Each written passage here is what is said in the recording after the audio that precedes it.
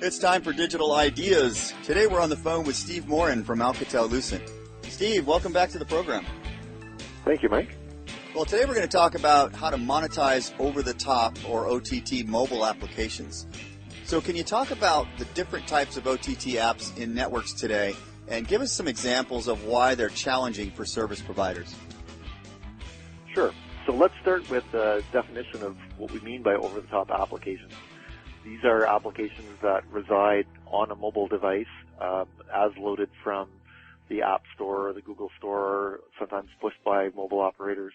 And these applications communicate with the Internet over the mobile network, and that's where the term over-the-top comes from, and they run over the mobile network. The challenge for a mobile operator is how can they participate and be aware of the exchange of information and value for these types of applications through their network.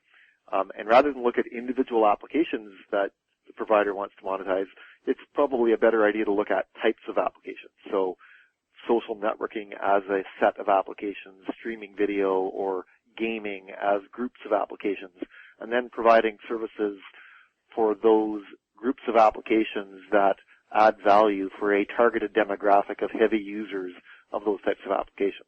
So it's not about individual applications, but providing value for types of applications. The challenge then for the operator is to take those that value awareness of applications and use it to affect the charging or the availability and performance of these applications over a mobile network. So to ensure that the end user is able to achieve differentiated value for the application types that they care about. I can imagine there's some serious network implications here. So what needs to happen within the network to monetize these OTT apps? Well, you're right, Mike, and the challenge of identifying applications is a known issue with most mobile networks. Technology to identify applications has been around for a while. What's changing is some network models that improve the ability for these applications to be identified in a seamless and integrated way.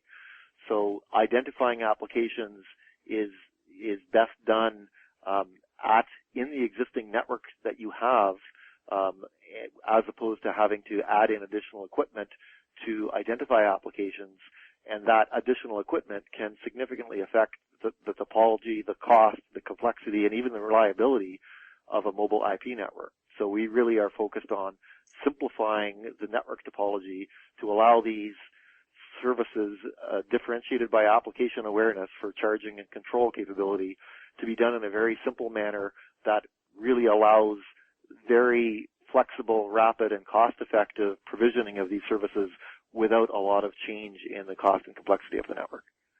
All right, so let's say a service provider does what you're recommending. What are some examples of services that they can now offer? Right. So there are numerous examples across the world of service providers who are doing these types of services, and this is growing fairly significantly. A very common example is an unlimited social networking package, where heavy users of social networking can either receive a free or discounted rate of their social networking usage in exchange for other service attributes, whether it's a reduced price, limited times of use, etc. Another example is unlimited use of applications for user-to-user instant messaging, such as WhatsApp. There's an example where unlimited WhatsApp or unlimited user-to-user messaging can apply at all times, independent of whether a subscriber has reached their prepaid or their postpaid usage quota.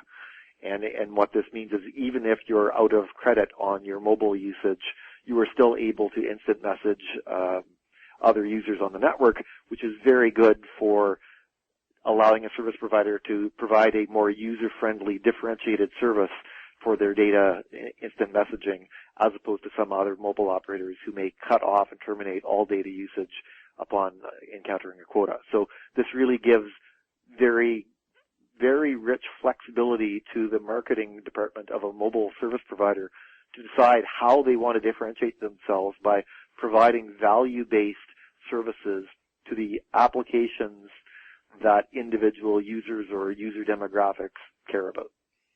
Steve, excellent overview of a complicated problem to solve.